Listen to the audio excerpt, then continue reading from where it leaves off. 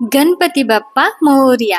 नमस्कार मंडळी. तर आज आपण गणेश चतुर्थी विशेष आपल्या लाडक्या गणपती बाप्पांसाठी अगदी पारंपरिक पद्धतीने खपली गव्हाची खीर कशी बनवायची ते पाहणार आहोत, अगदी स्टेप बाय स्टेप. खपली गव्हाची खीर ही एक पारंपरिक, आरोग्यदायी आणि चविष्ट अशी खीर आहे. ही खीर विशेषतः पौष्टिकतेसाठी ओळखली जाते, कारण खपली गहू हा फायबर, प्रोटीन आणि एक जीवनसत्वाने समृद्ध असतो. चला तर मग खीर कशी करायची पाहूया. पण त्याआधी मी ज्योती तुम्हा सर्वांचं ज्योती स्वादिष्ट किचन या आपल्या मराठी रेसिपी चॅनलवरती खूप खूप खूप अगदी मनापासून स्वागत करते. तर इथे आपल्याला खिरीसाठी हा खपली गहू लागणार आहे. आपला चपातीचा गहू असतो ना, तर तो इथे आपण वापरणार नाही आहोत. तर असा हा खपली गहू वापरणार आहोत ह्या खिरीसाठी. तर इथे ना हा खपली गहू अशा पद्धतीने दिसतो आणि बघा दोन्ही साईडला ना ह्याला टोकदार अशी टोकं असतात आणि अगदी लांब सडक असा हा खपली गहू असतो. तर हा गहू आम्ही आमच्या शेतामध्येच पिकवलेला आहे. तर हा खूप साऱ्या कोंड्यामध्ये तसाच आम्ही ठेवलेला असतो, म्हणजे तो छान वर्षभर राहतो. तर त्यातील अर्धा किलो हा मी गहू आहे तो काढून घेतलेला आहे. स्वच्छ यातील काळे खडे होते मातीचे ते काढून घेतलेले आहेत. कोंडा व्यवस्थित पाकडून घेतलेला आहे आणि त्यानंतर इथे हा मी वजन करून अर्धा किलो इतका हा खपली गहू घेतलेला आहे. आता हा खपली गहू मी 2 ते 3 वेळेला ना स्वच्छ असा धुवून घेतलेला आहे. बघा खूप सारा ओलसर झालेला आहे. जरी तुम्ही बाजारातून किंवा मार्केटमधून हा गहू विकत घेतला असाल तरी सुद्धा 2 ते 3 वेळेला हा स्वच्छ असा गहू धुवून घ्यायचा आहे. ही स्टेप खूप महत्वाची आहे. गहू व्यवस्थित धुतला गेला पाहिजे. त्यानंतर धुतलेला गहू व्यवस्थित नितळून घेतला आणि हे बघा अशा एक सुती कापड घेतलेला आहे आणि ह्या कापडामध्ये एक 5 ते 10 मिनिटं असंच मी याला ठेवून देणार आहे. म्हणजे जे पाणी आहे ते ह्या कापडामध्ये व्यवस्थित शोषलं जातं. आणि जर तसं करायचं नसेल तर गहू धुवून घ्यायचा आणि ह्या कापडानेच ना हा स्वच्छ असा गहू आहे तो पुसून घ्यायचा, म्हणजे पटकन तो कोरडा होतो. तर हे करणं सुद्धा ना खूप महत्वाचं आहे. तर हे बघा अशा पद्धतीने ना हा गहू आहे तो आपण पुसून सुद्धा घेऊ शकतो.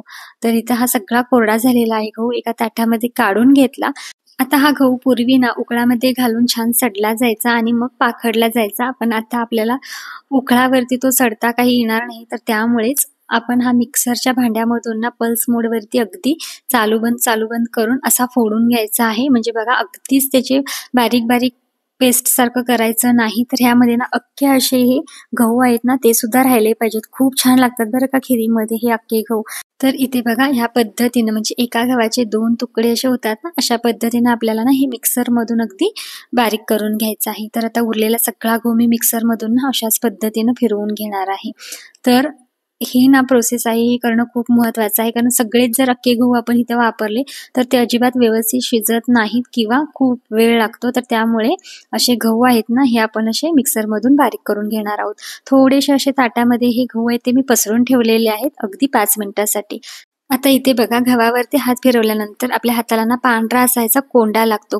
तो कोंडा ना मी सुपाने पाकडून घेतलेला आहे. तो कोंडा अजिबात आपण खिरीमध्ये असेच हे गहू वापरायचे नाहीत, तर असे पाकडून घ्यायचे. हा कोंडा असतो ना तो खिरीमध्ये करकर असा लागतो. हे कोंडा कधी निघतो ज्यावेळेला आपण हे गहू स्वच्छ धुवून ते व्यवस्थित पुसून मिक्सरमधून बारीक करून घेतो, त्यावेळेलाच हा कोंडा निघतो. तर त्यामुळे ही सगळी प्रोसेस करणं खूप महत्वाचं आहे. तर इतका कोंडा ह्या सगळ्या गव्हामधून निघालेला आहे. आता हा सगळा गहू ना मी एका मोठ्या भांड्यामध्ये काढून घेतलेला आहे आणि ह्यामध्ये आता आपण ना गरम पाणी घालून ठेवणार आहोत. जर तुम्ही हा गहू ना 5-6 तास भिजवणार असाल तर साधं कोमट पाणी किंवा थंड पाणी वापरला तरीही चालेल, काहीच हरकत नाही. पण ना इथे मी अगदी 2 तास होईल इतकंच हा गहू आहे तो भिजवणार आहे. तर त्यामुळे मी इथं गरम पाण्याचा वापर केलेला आहे. यामध्ये 1 तांब्या 1.5 तांब्या मी गरम पाणी घातलेलं आहे आणि हा गहू 2 तासासाठी भिजत ठेवलेला आहे. तर हे आहे खिरीमध्ये टाकणारं ड्रायफ्रुट्सचं पॅकेट. तर इथे ना सगळे प्रकारचे ड्रायफ्रुट्स असे ना बारीक तुकडे करून ते पॅक केलेले असतात. कुठल्याही किराणमालाच्या दुकानामध्ये तुम्हाला हे मिळेल. पण जर नसेल तर तुमच्या घरामध्ये कोणते जे अवेलेबल ड्रायफ्रुट्स आहेत तुम्ही इथे ते वापरू शकता. तर ह्यामध्ये बघा खारीक आहे ती अगदी बारीक करून दिलेली आहे. बदाम आहेत, काजू आहेत, काळे मनुके आहेत किंवा हे जे लाल मनुके आहेत ना किंवा आपण त्याला बेदाणे म्हणतो ते आहेत. त्यानंतर इथे सुकं अंजीर आहे. तर अशा पद्धतीने ना हे जे ड्रायफ्रुट्स आहेत ना ते आपल्याला मिळून जातात. तर इथे अगदी 2 तास कंप्लीट झालेले आहेत आणि आपण बघू शकतो इथे आपला हा गहू आहे ना खूप छान असा भिजला गेलेला आहे. बघा अगदी असा बोटावरती आपण प्रेस केला तर तो खूप छान असा मॅश होतोय. तर अशा पद्धतीनं गहू भिजणं खूप महत्वाचं आहे. फक्त 2-7 तासासाठी मी भिजवला होता, पण खूप छान हा भिजलेला आहे कारण गरम पाण्याचा वापर केला होता. आता ही खीर आपण कुकरमध्येच करणार आहोत, तर त्यासाठी पाण्यासोबतच हा सगळा गहू मी असा कुकरमध्ये काढून घेतलेला आहे. आणि तुम्हाला जर ना हा भांड्यामध्ये शिजवायचा असेल तरी सुद्धा तुम्ही ते शिजवू शकता. पण हा संपूर्ण खीर मी ही कुकरमध्येच करणार आहे. आता आज सुरुवातीला आपण 1 ते 1.5 तांब्या पाणी घातलं होतं, तर आता एक अर्धा तांब्या होईल इतकं मी कडकडीत गरम केलेलं पाणी ह्यामध्ये घातलं आणि आता कुकरचं झाकण लावून ह्याच्या आपण 4 शिट्ट्या करून घेणार आहोत मीडियम फ्लेमवरती. तर मीडियम फ्लेमवरती ना ह्याच्या 4 शिट्ट्या करून झालेल्या आहेत. झाकण उघडून बघूया, तर बघू शकताय तुम्ही गहू ना अगदी असा छान मऊसर शिजला गेलेला आहे. कारण तो आधीच गरम पाण्यामध्ये भिजत घातल्यामुळे खूप छान तो भिजला गेला होता आणि अगदी मीडियम फ्लेमवरच्या 4 शिट्ट्यांमध्ये तो छान असा शिजला गेलेला आहे. तर बघू शकता अगदी मस्त असा शिजला गेलेला आहे. तर असा हा गहू शिजणं खूप महत्वाचं आहे, म्हणजे खीर खूप रुचकर अशी लागते. अजिबात गहू त्यामध्ये आपल्याला दाताखाली कच असे लागत नाहीत. तर छान गहू शिजला गेलेला आहे. आता आपण ह्यामध्येच खीर करायला घेणार आहोत. तर आता यामध्ये आपण बारीक चिरलेला गूळ घालून घेणार आहोत. खिरीसाठी शक्यतो गूळ आहे तो चिरून किंवा खिसून घ्या. अजिबात त्याचे मोठे तुकडे घेऊ नका.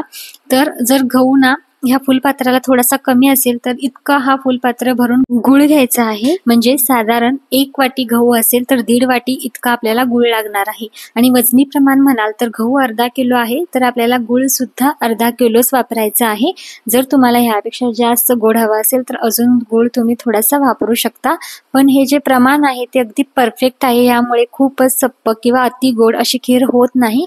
तर अगदी परफेक्ट गोडीची ही जी खीर आहे ना ती बनून तयार होते. तर त्यामुळे अर्धा किलो गहू असेल तर अर्धा किलो चिरलेला गूळ वापरायचा आहे. जर 1 वाटी गहू असेल तर 1.5 वाटी आपल्याला गूळ वापरायचा आहे. तर हे प्रमाण अगदी परफेक्ट आहे.